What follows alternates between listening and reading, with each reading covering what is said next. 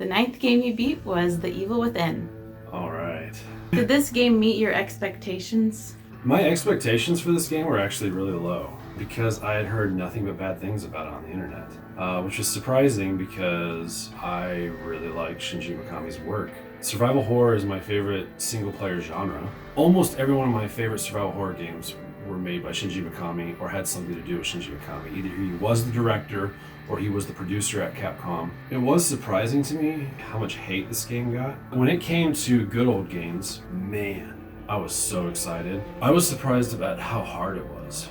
It was one of the hardest survival horror games I've played since Code Veronica for the Dreamcast. I had just finished beating A Plague Tale: Innocence before I jumped over that. So I had the two to compare to each other. It's so ironic because I was playing Plague Tale: Innocence and I was like, this game sucks, but if they made a game that looked like this graphically, but it was survival horror, like a month later, Good Old Games gets Evil Within, and I'm like, oh my goodness, this is awesome. I just wished that I could play a survival horror game on my PC that looked like Plague Tale: Innocence, and boom, I get Evil Within. I would like to warn people who are watching this, though, that if you do not have a powerful computer, your performance on this game is probably going to suck. And the reason is I noticed something very weird in the options, and that is that the default options render the game at 30 frames per second, but you do have an option to turn it to 60 frames per second. However, that's way more draining on your graphics card.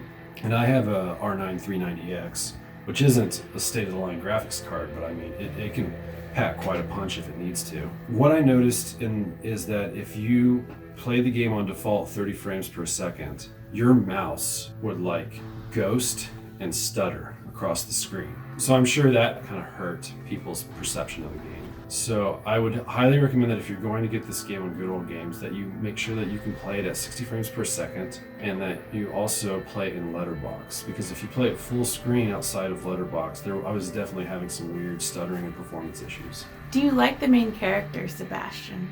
I liked him more in this one than I did in the second one.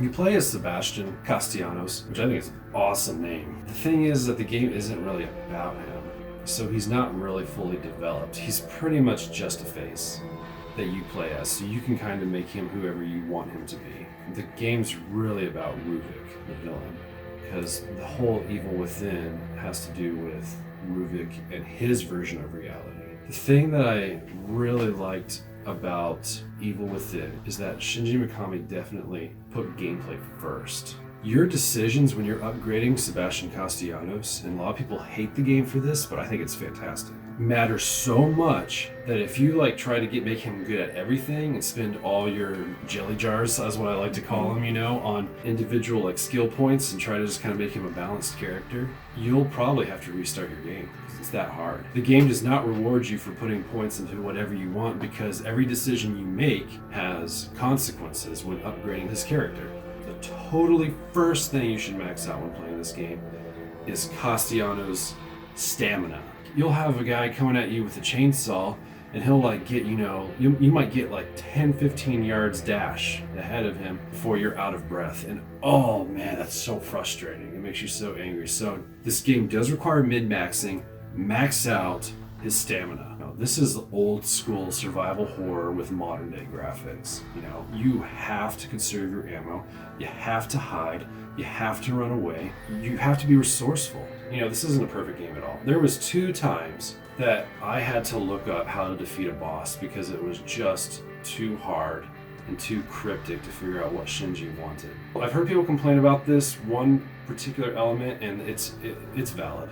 And that is, there are so many times in the game where you're confused on whether or not the boss is vulnerable versus invulnerable. There are specific boss battles in this game that I think would be very frustrating without a walkthrough. And I did have to use a walkthrough for 2 of the boss battles. People hate Boxed. He's one of the most notoriously hard bosses in the game. People absolutely despise and hate him. And my suggestion is, whenever you get ice arrows, keep them, don't spend them. Save them for Boxed, because you can't kill him. Do you think this game is underrated? I do think it's underrated. I think it got way more hate than it deserves. Bethesda hyped it up too much because Bethesda had a lot of money invested in it. Bethesda was like, we own Tango Workshop, Shinji Mikami's on our side, we're gonna market him as the mastermind behind survival horror. Just like what CD Projekt Red has done with Cyberpunk 2077, Bethesda did with Evil Within. So it was overhyped, so that led to a lot of disappointment. Because of the previews and stuff, a lot of people were approaching this game as a continuation of Resident Evil 4, or what Resident Evil 5 was supposed to be, because a lot of people were unhappy with Resident Evil 5. This game is nothing like Resident Evil 4. Resident Evil 4, you get plenty of ammo, it's very action-driven. It is scary and intense, but it's scary and intense because it's so action-driven. This game reminds me a lot of the older Resident Evil games, but with over-the-shoulder perspective. If you like Shinji Mikami's like Resident Evil for the GameCube remake, if you like Code Veronica, I think you'll really enjoy this game. I can see why people were disappointed with it, but I loved it. I thought it was fantastic. So from your experience with the game, what would your rating be? I'd probably get an 8.7, just because there's some boss battles that just weren't fair, as well as there were parts in the game that were not clear on when an enemy was invulnerable versus when it was vulnerable, and then also performance issues. Even on PC, if you can't run it at a perfect 60 frames per second, then you're not really going to be able to enjoy this game. There was some technical issues that you had to overcome, but I still think it's fantastic. I'm sorry. It's not just about being unable to see. It's about feeling normal. It's all right. Let's focus on finding Kidman.